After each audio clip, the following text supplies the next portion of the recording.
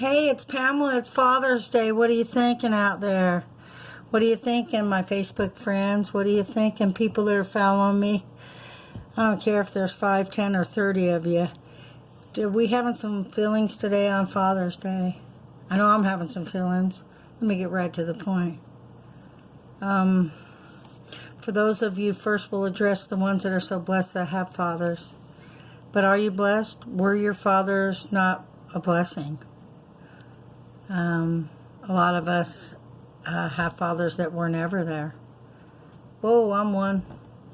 The few things that I do remember about my father weren't very positive. But there's just one in particular that was, you know. I want to do a shout out about my dad today. I don't know if I mentioned it in one of my videos, but we shared some special moments. He was a character, all right. Fought in World War II, but we didn't get along really well, but we do have some good memories. I sometimes want to focus on myself, but sometimes I want to reach out to others today.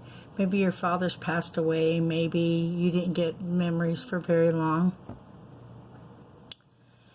Maybe your fathers have just been absent forever and you've had a single mother raise you. I know that my son's father never was there. And happened to a few times in my life with my children.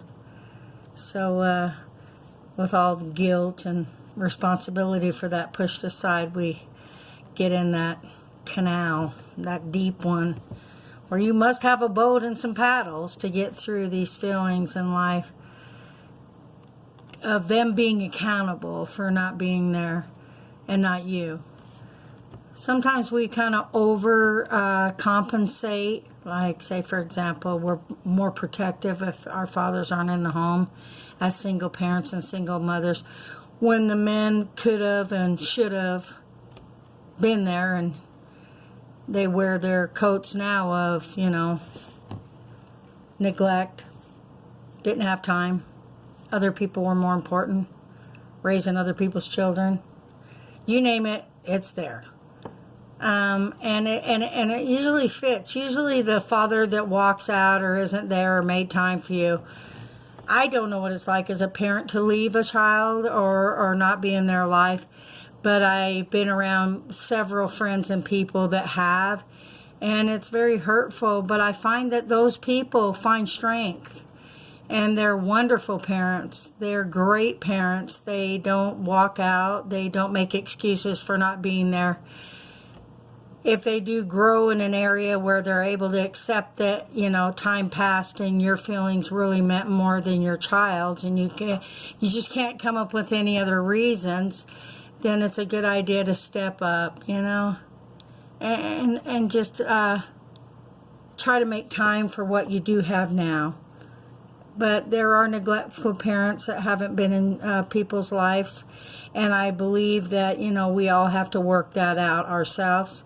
But as far as fathers go today, you know, I just want to do a shout out about trying to remember anything good that you could know about them. And like I said in past videos, you know, we can respect them in taking part that they created us.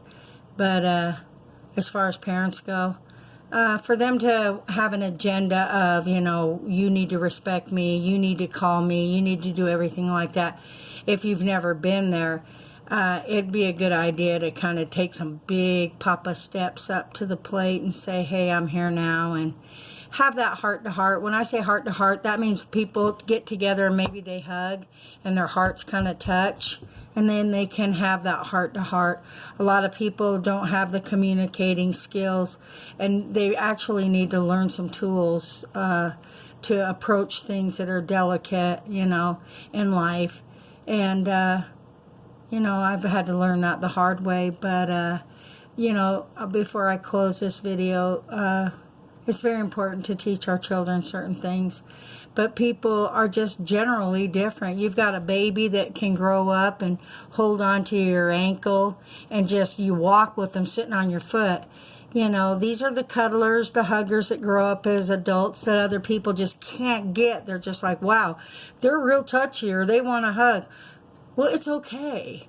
And then you've got the babies that grow up that, you know, were the ones when you'd pick them up and hug them, they were squirming and let me down and I'm going to do it my own way. I've learned a lot of different things about children and different things about who you are and the shame that other people can put on you for being touchy, for wanting a hug. It's okay if some like to cuddle and some like to hug.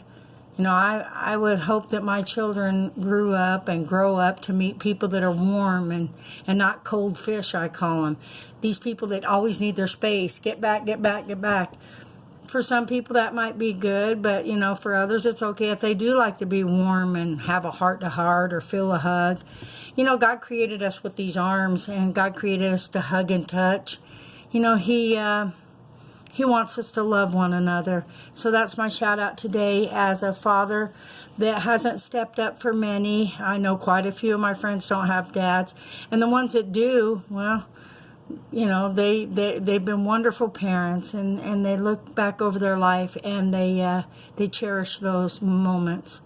But for us people that have not had parents or fathers like that, you know, I want to be able to appreciate your stories and the love that you have for your father.